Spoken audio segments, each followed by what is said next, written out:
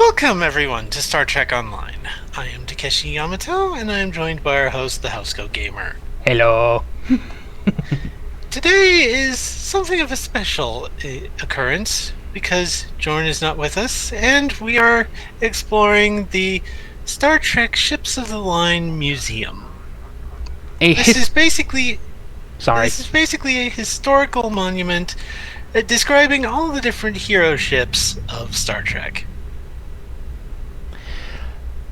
Take will be handling the technical in-universe history, while I will be explaining the trials, tribulations, and production difficulties of the shows. I will not be nice. I will give them the credit they deserve, but if they screwed up, you will hear it. Let us begin. Yes. And what better place to go than the beginning? Than where it all began. In 1964, there was a vessel. It was glorious. It was simple. And it is beloved by all. Of course, we wouldn't see that ship until September 8th, 1966. Yes. It is the Uss Enterprise, Ncc 1701. You may begin, Take. The most celebrated starship of her time, the Constitution-class Enterprise had over 40 years in service to Starfleet. Most of that time, including her celebrated 5-year mission from 2265 to 2270, was under the command of Captain James T. Kirk. Besides her initial mission goals of seeking out new life and new civilizations, the Enterprise assisted many in need throughout the galaxy, and defended the Federation from threats such as Khan Noonien Singh. In her final fight, she was commandeered from her fleet by her most famous captain and crew, before being destroyed over the Genesis planet. Notable crew members. May I interject? Sure. In her final flight, the L is a little too close to the F. It's hard to see. Yep. Notable crew members: James T. Kirk, Spock, Leonard McCoy, Montgomery Scott, Hikaru Sulu, Nyota Uhura, and Pavel Chekhov. The Constitution class was the mainline cruiser for Starfleet during the 2270s, and served that role with distinction. In the 2240s through the 2290s. In the 2270s, it underwent a significant refit. Very significant. It almost looks like a different ship. But we'll get to that later. Yep. Ron, all you. Let us be clear. Without TOS, none of us would be here watching this video. In fact, the technology for this video probably wouldn't even exist. Because it is human nature for us to want to replicate things we see, be it magic or technology. The sliding doors we see in Trek, those are in widespread use today. Walk into a grocery store, the doors part, just like in Star Trek. Technology advanced greatly because of Trek. From the cell phone to space exploration, everything started with Star Trek. Or at the very least, advanced quicker because of Star Trek. Yes. The original series was cancelled during its first season, but the fans demanded more, resulting in 2 renewals. But the fans could not save it a third time, thus there was no 4th season of Star Trek. Star Trek was originally produced by Desulu Productions, which has since been subsumed by Paramount and Viacom CBS. The Enterprise, in this form, would be seen in Star Trek the Animated Series, which has since been recently canonized, as it should have been, as our good friend and creator, Gene Roddenberry, said, it's the 3rd and 4th season. It's the 5th and 4th seasons of the show. As for the refit version of the Constitution, that is more of a movie thing, and I'm a little disappointed we don't see the Enterprise A here. But now we move on. A century ahead.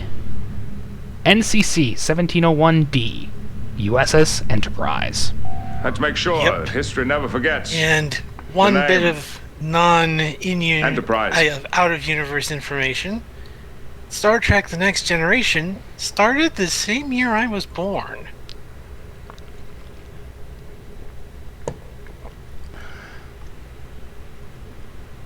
It is all yours, Take.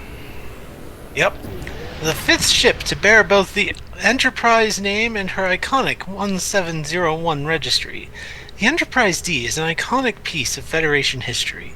Led by the principles of Captain Jean-Luc Picard, the legendary vessel ventured into a galaxy much changed since the original NCC 1701 had gone on her 5-year mission.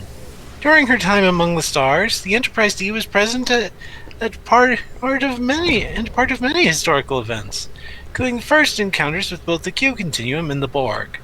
Without the dedication of her brave crew, many more lives would likely have been lost in those incidents. Notable crew members: Jean-Luc Picard, William Riker, Beverly Crusher, Worf, Data, Geordi LaForge, Deanna Troi, Wesley Crusher, Catherine Pulaski, and Tasha Yar. Okay. The Galaxy class was first launched in 2359, with the Enterprise D herself launching in 2363. The Galaxy class featured many technological innovations, including the ability to separate and reconnect its saucer section. It was also the first starship to actually include families in the crew, primarily because it was meant for very long exploration voyages, and long-distance relationships might not always work. So, plus, having your family along would serve as inspiration and motivation to defend them. Yeah. That said, the Enterprise D herself, it was destroyed in 2371 at the hands of the Duras whores. Lursa and B'Etor. Yes. In the Viridian system, the Duras sisters exploited a weakness in the shields, and their first hit fried the generators so they couldn't change the frequencies. The Enterprise D, unfortunately, did not last into the movie era, mostly due to production difficulties. It is extremely hard to make a filming model for movie purposes. That's why, when you look at the Orville and see how good it looks, that's how good the Enterprise E is. And the E was made for motion pictures. The D, unfortunately, was a victim of necessary production. On the other hand, speaking of TNG, it was the first great test. Star Trek was a cult hit. It had lasted 20 years in syndication, and spawned 4 movies up until that point. But the great test would be, can we exceed TOS? And it did, twice over, plus a little bit more. Because while TOS lasted 3 seasons, plus 2 animated seasons, this one lasted 7, which has become the standard for almost every Trek series we have seen yet. As for the saucer separation thing, I have my issues about that, but ILM is good at what they do. In fact, ILM are the people responsible for building almost every ship you see here. Which, of course, brings us to Takashi's favorite starship. Yes. In the 6th season of Next Generation, they started the next one.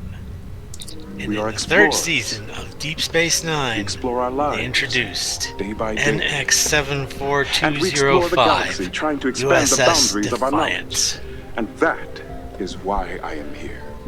Not to conquer you with weapons or with ideas, but to coexist and learn.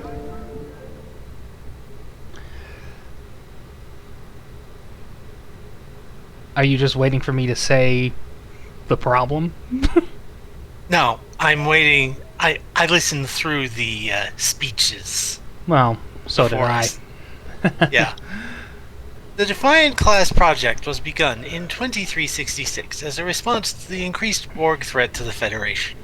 This tough little ship was Starfleet's first real attempt at a warship, with almost no scientific equipment on board. Ultimately, she did not pass her trials, and the project was put on hold until Commander Benjamin Sisko, a member of the Defiant team, asked May for I her to be interject? assigned to... yes? The reason the Defiant failed was mostly due to her power plant. Remember, this ship is small. Very small. It's barely the size of a Constitution-class saucer.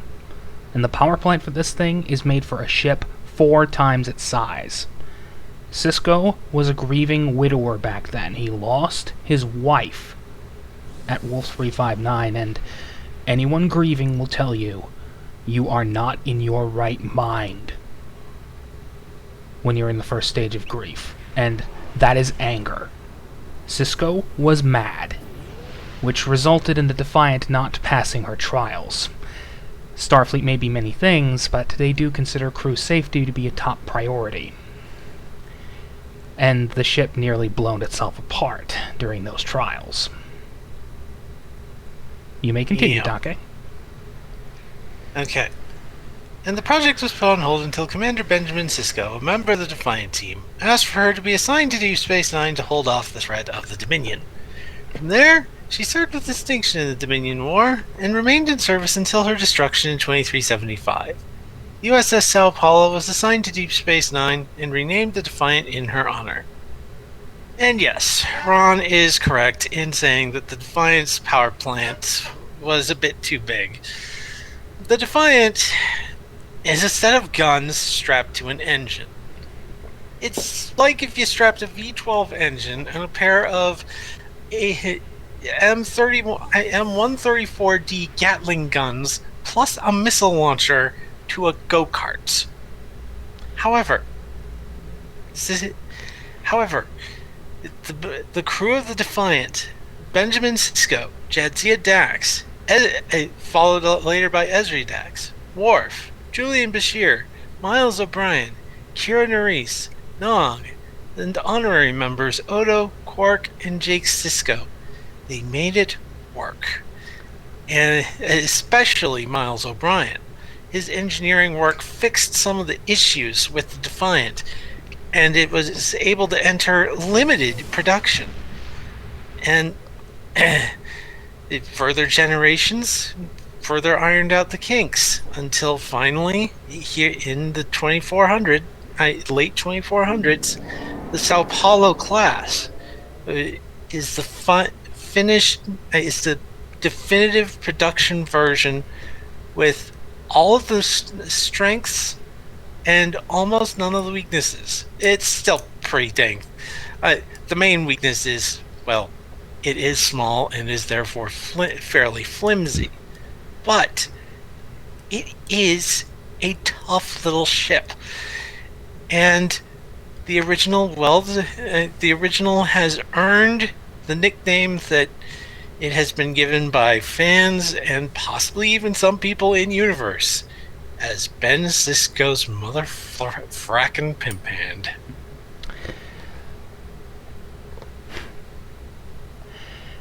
Alright, Ron? DS9 was the first series to have a mythological arc spanning the entire series. The big one being, of course, Sisko's relationship with the wormhole aliens known as the Prophets, as well as exploring the religious nature of Bajor, the continuing conflict and tensions with the Cardassian Union, and exploring how the Federation how dark it could be, how not exactly nice it could be. It was still Trek at its core. And, on a lesser note, Warner Brothers and Viacom CBS actually had a bit of a rivalry going on at the time with two series. Viacom CBS and Paramount had Star Trek Deep Space Nine. Warner Brothers had Babylon 5. Coincidentally, both of them had myth arcs. Both of them had,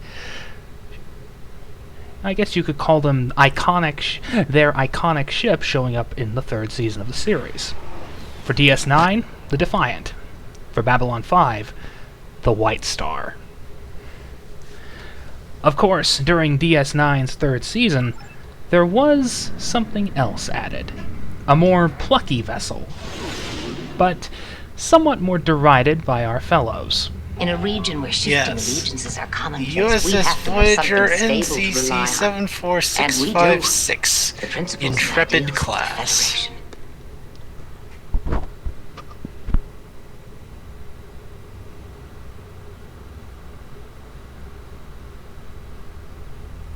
The USS Voyager holds the distinction of the starship that explored the most unknown space during the course of her voyage, although this was not her intended mission. During a mission to secure the Maquis terrorists on board the Valjean, the ship encountered a being known as the Caretaker, and was thrust 70,000 light-years into the Delta Quadrant. For 7 years, under the more than capable command of Catherine Janeway, the crew searched for a way to return to the Alpha Quadrant and their loved ones, finally succeeding in 2378. The scientific and anthropological data brought back from her voyage was instrumental to the Federation's understanding of the varied species and locales of the Delta Quadrant, knowledge that is still referenced to this day. Notable crew members include Catherine Janeway, Tuvok, Chakotay, Harry Kim, Tom Paris, Seven of Nine, Belana Torres, Doctor, Neelix, and Kess. The Intrepid class was unique, to say the least. Yes, and born out of, well, semi-environmental concerns about how use of warp drives somehow damaged the barriers between subspace and real space. The Hikaris corridor. Yeah. That's the biggest example. Yeah. The variable geometry warp nacelles are a way to circumvent this. The ship also is also the first ship to use bioneural gel packs for its computer system, as opposed to the isolinear circuitry of most starships previous. And it was also the first ship to integrate the Emergency Medical Holographic Program, or EMH for short. Meant basically as an extra doctor in the case of an emergency. When Voyager entered the Delta Quadrant, most of its crew were killed, including its chief medical officer and head nurse. Most of its medical staff, in fact. And as such, the EMH it became their only medical officer. With the exception of Tom Paris, who had emergency medical training. But he wasn't much of a nurse. Yeah. Paris was an emergency medic. He was primarily a pilot. And a good pilot. Honestly, out of all the pilots in Star Trek, I think Paris, in canonical Star Trek, I think Paris is probably the best. And he also had a bit of engineering knowledge. I mean, he helped design and build the Delta Flyer, for crying out loud, and that is the most powerful shuttle in Trek. Even the Danube Runabout is no match for something that thing, and it's around 2/3 the same size. Yeah. Of course, not all of the crew had such strengths. Out of the 5 core Trek captains, Janeway was the weakest. I always say it this way. Kirk was the playboy. Picard was the diplomat. Archer was the explorer and the cowboy. Janeway was, well, Janeway. Well, And- I think I can change that up for you. If it were possible, every time that something strange and new happened for Janeway, she'd have a science boner. Because out of all of them, she is the most scientific. There's something fair new in there. I must learn! Yeah, fair enough. She was still the weakest. I still think Cisco was the most badass, but... That's mostly because he punched Q in the face. Yeah. He was probably more concerned about the profits, and in a production standpoint, Q did not work on DS9. Yeah. Speaking of production, Anyway, yeah. Voyager had the most tumultuous history. It still lasted 7 years, mostly because it's Star Trek. But it had a number of production issues. Chakotay was a Native American who, well, let's be honest, their advisor lied about his qualifications, which explains all the problems. Yes. Voyager had the perhaps unfortunate timing to air during what you might call the dawn of the internet era. Bulletin message boards and all that. Discussing Trek and pointing out the continuity problems, which were pointed out during that time. That said, Voyager did its best with what it had. And I severely doubt anyone else could do better. Speaking of better, the ultimate anti-Borg solution. Conventional, but advanced. Yes. After the destruction of the Galaxy-class Enterprise D, most of the crew was transferred to the Sovereign-class Enterprise Ncc 1701E. After the destruction of the Enterprise D in 2371, this Sovereign-class vessel was rechristened in her honor, and launched as the Enterprise E. The crew of the previous Enterprise was transferred over mostly intact, and continued to serve under the command of Captain Jean-Luc Picard. Sleeker and arguably more powerful than her predecessor, the Enterprise E served with distinction in several major Starfleet crises, including the Borg invasion of Earth's past, the conflict with the Sona, and the battle with the Romulan Shinzon. Notable crew members were Captain Jean-Luc Picard, William Basically Riker, everyone on the Beverly- Enterprise D. Yes, aside from Pulaski and Yar. But, anyway, as Ron said, the Sovereign class was the most conventional of the anti-Borg designs. And it did work. A hell of a lot It better was- than the other two, I might add. The other two, of course, Yes. being the Prometheus, which was overly complicated, and the Defiant. I think we already covered that one's issues.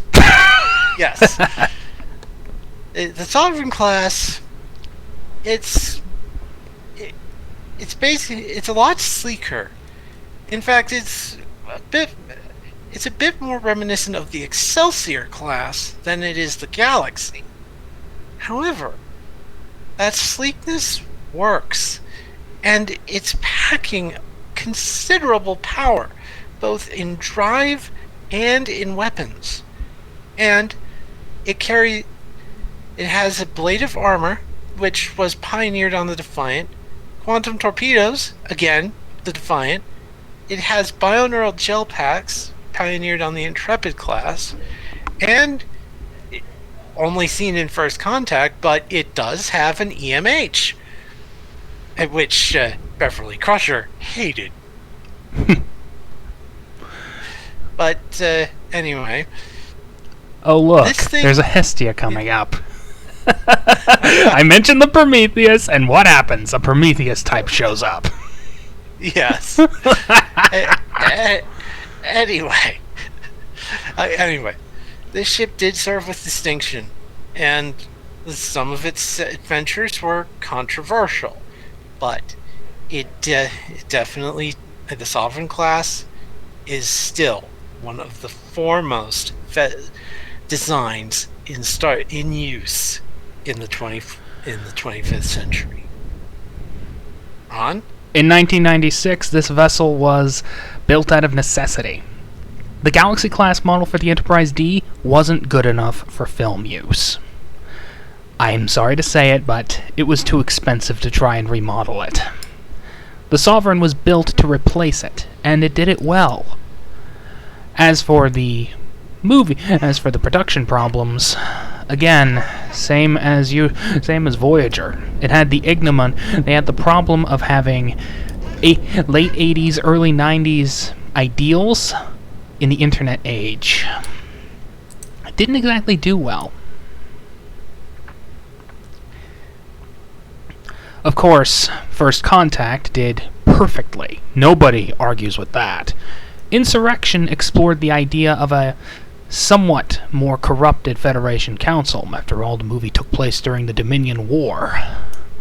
Nemesis was post-war and trying to reconcile with the enemy they had worked with during that conflict. They weren't the best, but they weren't the worst. And the worst is next. Yes. In 2009, Star Trek came back. Your father was captain of a starship, but it for came 12 back months. wrong. It was a reboot of the original series era with a brand new USS Enterprise Ncc 1701.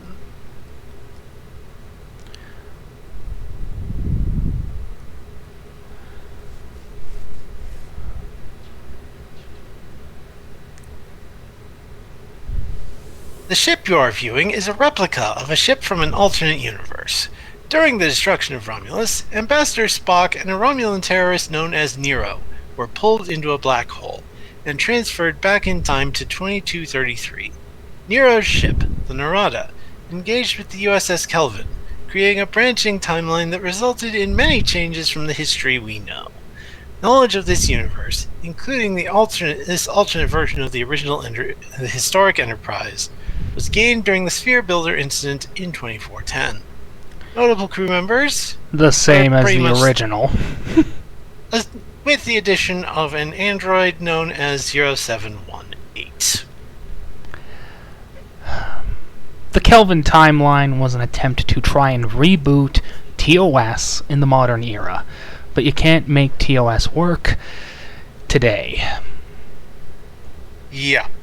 The ideals of the 1960s don't work here. TOS was highly progressive for its time.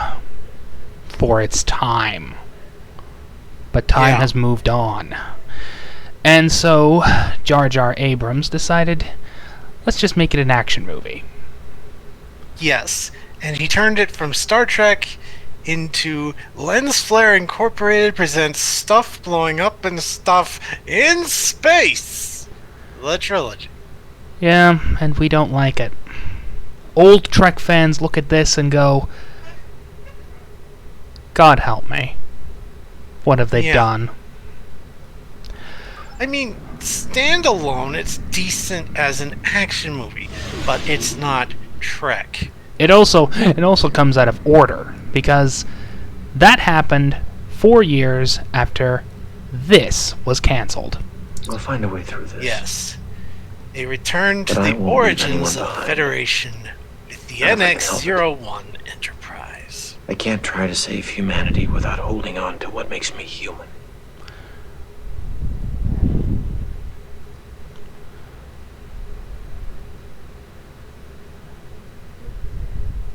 In 2151, before the Federation had even been formed, the first Starfleet ship to bear the name Enterprise was launched. She was the first ship capable of going Warp 5, a huge leap forward technologically. This experimental new ship was meant to be on a test run, until an encounter with a Klingon changed everything.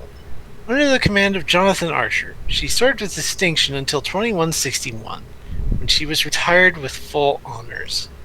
During her historic voyage in the stars, she was instrumental in protecting humanity from many threats, including the Xindi weapon. Notable crew members are Captain Jonathan Archer, T'Pol, Charles Tucker III, Malcolm Reed, Travis Mayweather, Hoshi Sato, and Dr. Phlox. This was Starfleet's first exploratory vessel, and the first to, as mentioned, break the Warp 5 barrier. This thing, in many ways, it was the Defiant of its time. Its engine wasn't too powerful. It wasn't for something much larger, no. But it had some of the same issues, some of the same teething problems, simply because it was cutting-edge technology. This thing, it might not have been ahead of its time, but it was definitely pushing the limits. And it started its mission unfinished, essentially. The phase cannons that they that they used on it had to be built in transit. They had one. They had to build the other two. Yeah. But with all those limitations and the fact that it had to be launched in a hurry, they still made quite an impact. They, as mentioned, they stopped a Xindi weapon from destroying Earth, and they helped reveal Romulan treachery and issues meant to drive apart the Andorians and the Tellarites, and they did help in the founding of the United Federation of Planets. Some might argue in spite of Archer's actions, but that is a debate for another time. As for production, Enterprise has had many teething issues, mostly due to when it was made. Pre-production on this started before 9/11, which is why all the early episodes seem a little too optimistic, and why later on it just gets darker and darker until we get to season 4, where we finally start seeing elements of, well, the future. And we were on the cusp of seeing the Earth-Romulan War, but then Les Moonves decided, enough is enough, we're canceling this. Moonves hates Trek. Yes, I am aware that some of the early season episodes, they're skippable, let's put it that way, and there are some issues. Not to mention the temporal Cold War thing, but there's nothing that can be done about that. That said, yes, the only way now to we defeat come fear is to tell it no. to the No. to the dumpster fire. We will not take shortcuts on the path to USS righteousness. Discovery, NCC 1031. We will not break the rules that protect us from our basest instincts. No. We will not allow desperation to destroy moral authority. hypocrite. Yeah.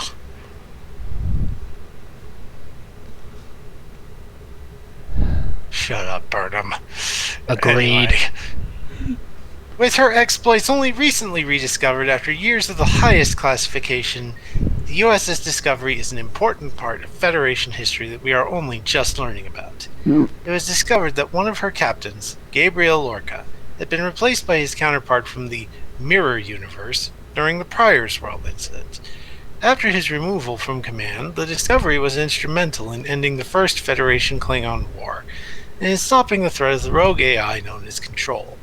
The ship then disappeared into the far future, where all of her recorded history has been lost, or rather, hasn't happened.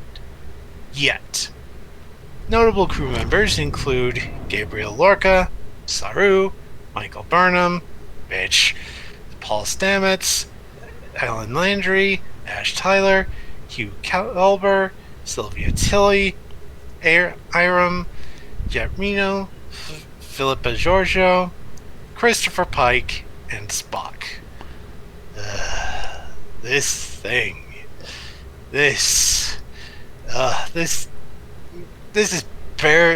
barely looks like a Starfleet vessel as it is, and the cutouts in the saucer.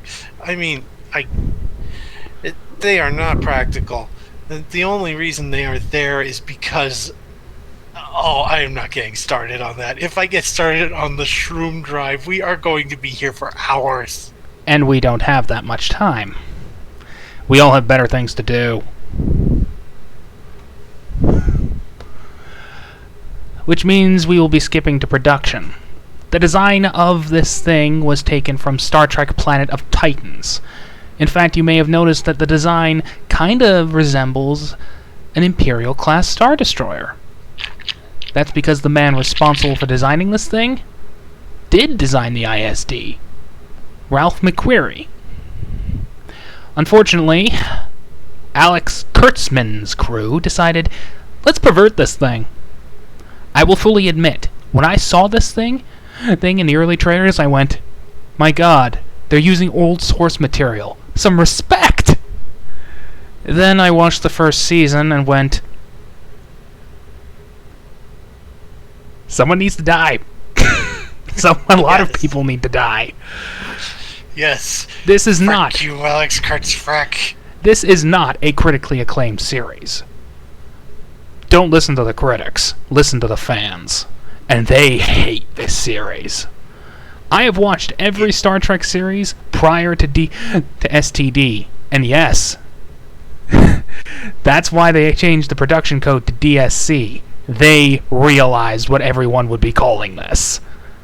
Too late! Yes, way too late. The characters are flat and boring. And the main character, who happens to be rather misnamed, yes, I am aware Michael can be a female name in other language, in other cultures, it does not work here. To the best of my knowledge, Burnham is a very Western name. And Michael is not a good name for her. Michelle, perhaps. Avoid STD if you can. That said, more STD. We're not done with it yet. Yes. Wherever our mission takes because in the second season, they introduced their own version have a of little the fun Uss along the way, Enterprise too. NCC Nice. 1701. The third version in this museum. Well, the third ship to bear the name, at least. Yeah. The same registry. Yeah. This replica is an example of the design iteration on one of the most famous of starships. While the Enterprise's most famous appearance is seen earlier in this museum, this is an example of what the ship looked like in 2257, under the command of Christopher Pike. While James T. Kirk may cast the longest shadow in Starfleet, Pike was a kind and deeply effective captain who led the Enterprise to explore many strange new worlds. It is interesting to see the differences between this vessel and Kirk's Enterprise, and an encouragement to all Starfleet officers to always be thinking of the future and how to improve on past designs. Notable crew members include Christopher Pike, Una, aka Number 1, Spock, and Nahan. Nan, by the way. Yeah, Nan. And, I mean, it does look like the traditional Connie, but it is not. I mean, those nacelle cutouts, those pylon cutouts, the angles, it's not right. Which is why we're going to be skipping straight to production. Mostly to save Take a headache. Yes. Strange New Worlds has not come out as of the production of this video. That said, the design of this ship was a necessity due to copyright issues. Viacom owned all the rights to every Star Trek series prior to STD. CBS only had the movies, which is why they had to alter and enlarge the Enterprise design for STD. They had to alter the angle of the neck to what I believe is 75 degrees, and then they started hybridizing everything by giving it, well, it has the nacelles of the original configuration, and I mean original cage style, but the swept-back pylons of the refit and Phase 2 design, the hull of the Phase 2, and the saucer is a strange combination of TOS and Phase 2. It is an inbred abomination. We're not fans of it. And No, frankly, we're not. someone on YouTube decided, hey, let's put in the original Enterprise. Proving that, with a little bit of lighting, and perhaps a good texture model, 60s era designs can easily fit in to a modern production. In fact, it looks even better than it did back then. Fortunately, we will not have to be dealing with STD any longer, because we have moved on To the modern. Theirs not to make reply. This is the Theirs not to reason why. This is Theirs the but to Enterprise do of Star Trek and Online. die. The NCC Into the valley of death. 1701. Rode the 600.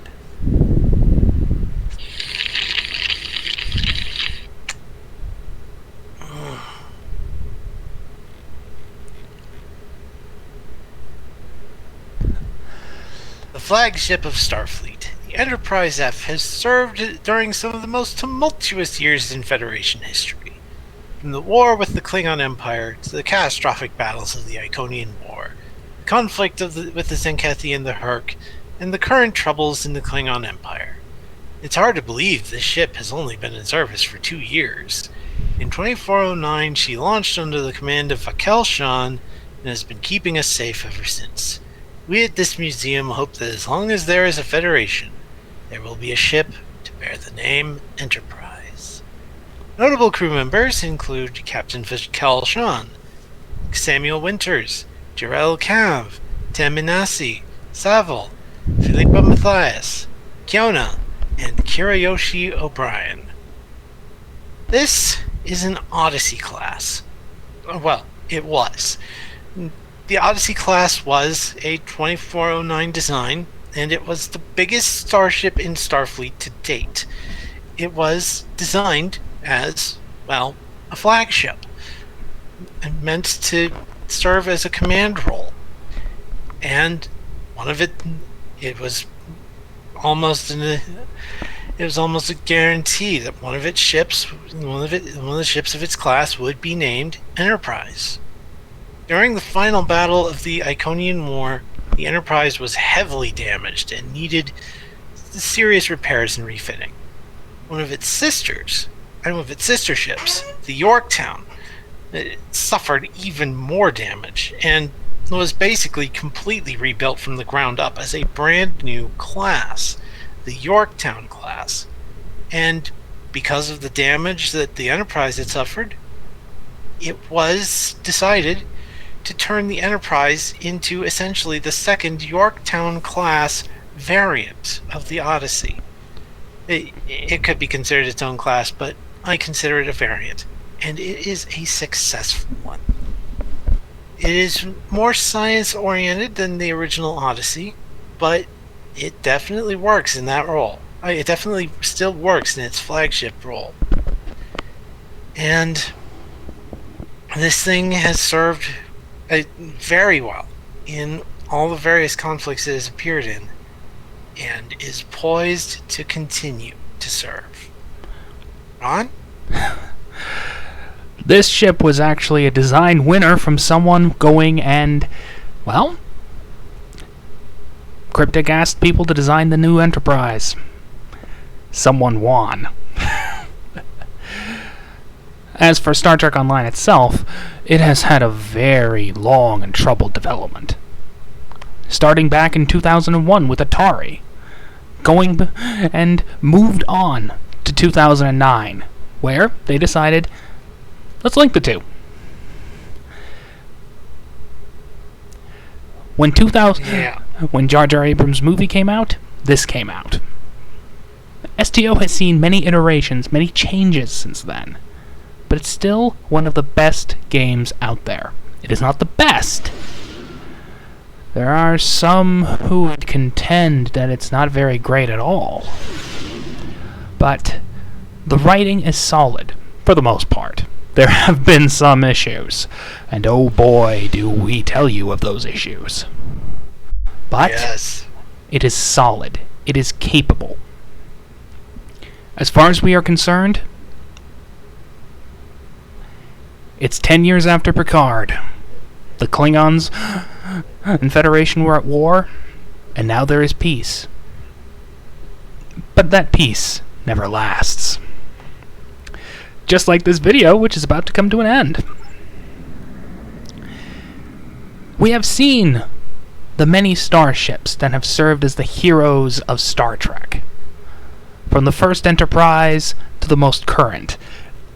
Of course, the latest Enterprise, the J, is of a class that just disappeared. But that is every ship, every hero from Star Trek from 1964 to 2009. And 2009 is when STO came out. We thank you for watching this vid, and we hope to see you when when Jorn joins us to share his own Star Trek memories. Housecoat Gaming, signing off.